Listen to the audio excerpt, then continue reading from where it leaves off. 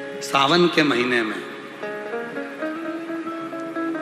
शुक्ल पक्ष की भी अष्टमी पड़ेगी और कृष्ण पक्ष की भी अष्टमी पड़ेगी। बोलो पड़ेगी कि नहीं पड़ेगी? दोनों पक्ष में अष्टमी पड़ती है।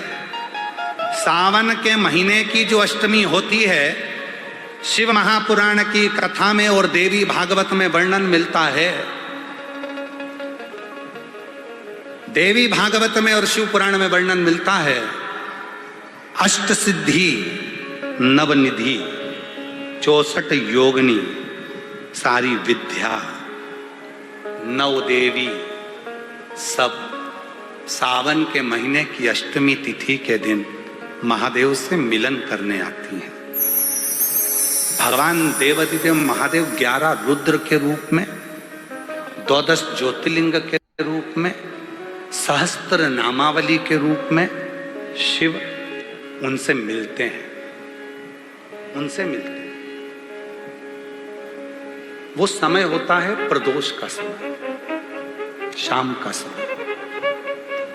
जब सावन के महीने की अष्टमी तिथि पड़े, चाहे वो उजाले की पड़े चाहे अंधेरे की पड़े, अष्टमी तिथि पड़े, शाम के समय 2 दीपक, एक लंबी बत्ती का एक गोल बत्ती का, शिव के मंदिर में अपनी कामना कर कर, जो बच्चों को अच्छी नौकरी चाहिए या कोई बीमारी का हल चाहिए या धन की कमी है या कोई समस्या है, एक लंबी बत्ती किसके लिए है? जम के बोलो, देवी के लिए। गोल बत्ती किसके लिए है? देव के। 2 बत्ती घी की, गोल बत्ती को जलाओ पहले, फिर लंबी बत्ती का जो दिया हो उसकी बत्ती का मुख गोल बत्ती की ओर हो, वो बत्ती अपनी ओर नहीं हो। समझ में आ रहा है ना सबको? ये जो बत्ती का मुख है, देखो ये दिया, ये लंबी बत्ती, ये गोल बत्ती। तो ये जो गोल बत्ती है आपने यहाँ जलाई, और ये लंबी बत्ती जो है ना, इसका मुख गोल बत्ती की ओर हो। 64 योगिनियाँ, अष्ट सिद्धि, नवनिधि, 9 देवियाँ, सारी विद्या। शिव जी की जो गोल बत्ती है, शंकर क्या है? ज्योतिर्लिंग, ज्योतिर्स्वरूप। माँ दुर्गा क्या है? ज्योति स्वरूपा। क्या कहते हैं? ज्वाला महारानी की।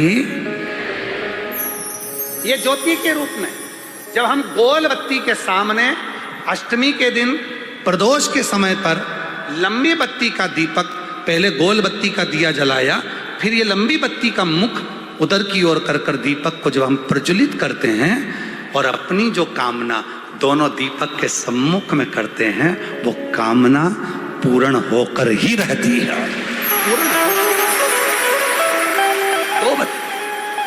पर करना क्या है? दोनों अष्टमी को, सावन के महीने में जो उजाले पक्ष की अष्टमी आएगी उस पर भी करना है, और जो अंधेरे पक्ष की आएगी उस पर भी करना है। किसी भी अष्टमी तिथि को 12 महीने में शुक्ल पक्ष कृष्ण पक्ष की अष्टमी तिथि पड़ती है। यदि किसी भी अष्टमी तिथि को अगर किसी ने नियम बनाया 5 अष्टमी का, 8 अष्टमी का, 7 अष्टमी का, 1 कनेर का पुष्प शिवजी के शिवलिंग को समर्पित करना, अशोक सुंदरी के स्पर्श करना, और जो जलाधारी होती है, जैसे ये शिवलिंग है, ये जलाधारी है, तो पहले शिवलिंग पर स्पर्श, फिर अशोक सुंदरी का स्पर्श, फिर जलाधारी पर कनेर का पुष्प शिव जी की ओर मुख कर कर, अर्थात जैसे मानो ये कनेर का पुष्प है, तो ऐसा शिवलिंग का स्पर्श करते हुए जलाधारी पर जो समर्पित करता है, भगवान शंकर उसके मन की कामना को पूर्ण जरूर करते हैं। 1 कनेर का ना होगा कि शिव जी को एक पुष्प बड़ा प्रिय है, इसको शंख पुष्पी पुष्प कहते हैं, जिसको अपराजिता का पुष्प भी कहते हैं। 3 तिथियां ऐसी हैं, चतुर्दशी अमावस्या की भी और चतुर्दशी पूर्णिमा की, अष्टमी नवमी अमावस्या की भी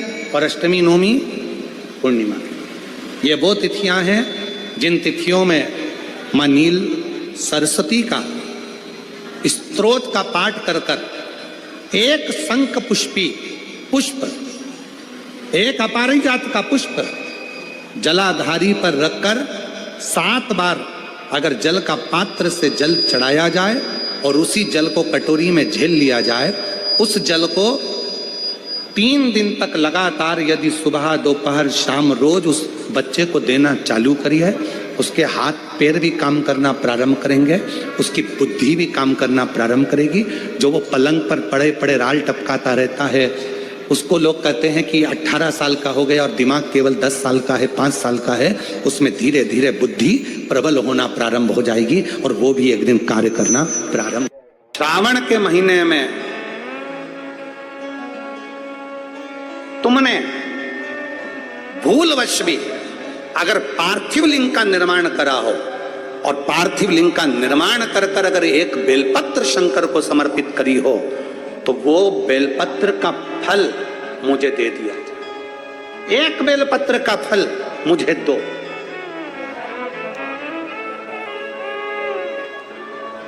एक बेलपत्र का, हाँ, केवल एक बेलपत्र का फल मुझे दे दीजिए, केवल एक बेलपत्र का फल मुझे प्रदान कर दीजिए, केवल एक बेलपत्र का फल मुझे दे दीजिए।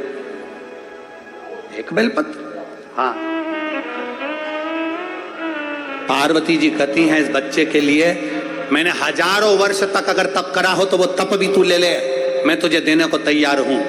1000 वर्ष का तप मैं घड़ियाल तुझे देने को तैयार हूं, पर एक निवेदन है कि श्रावण महीने में जो मैंने एक पार्थिव लिंग का निर्माण करा और जो बेलपत्र समर्पित करा, उसका पुण्य मैं तुझे नहीं दे सकती।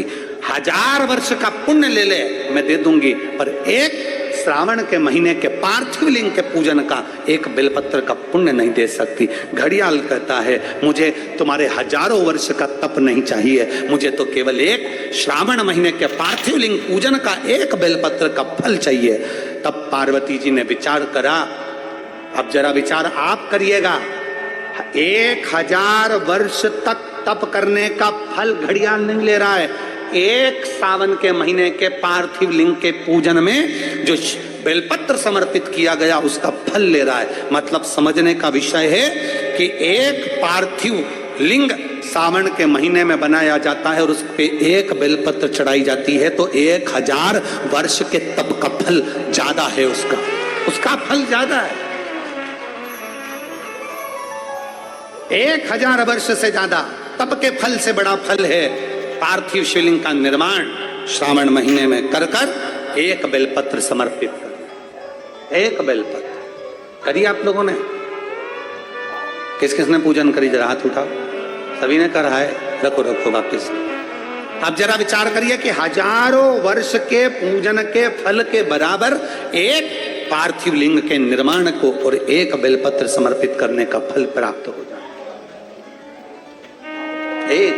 एक बेलपत्र में वो बल हो जाता है पार्थिव लिंग पूजन के श्रावण महीने के।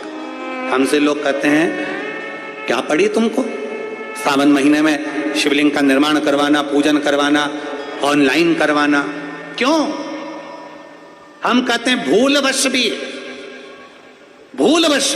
अगर कोई अपने घर में सावन के महीने में पार्थिव लिंग का निर्माण कर लेता है, पूजन कर लेता, भूलवश भी, और एक बेलपत्र समर्पित कर देता है, उसको हजारों वर्ष का पुण्य फल तप का तो वैसे ही प्राप्त हो जाता है।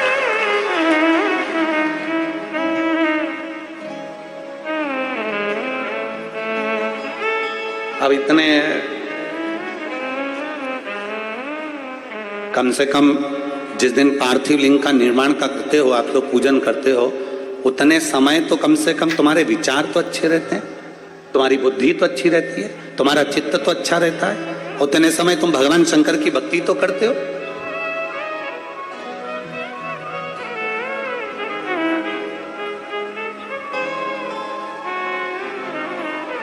तुम्हारे पास में उस समय पर भक्ति तो अविरल रहती है।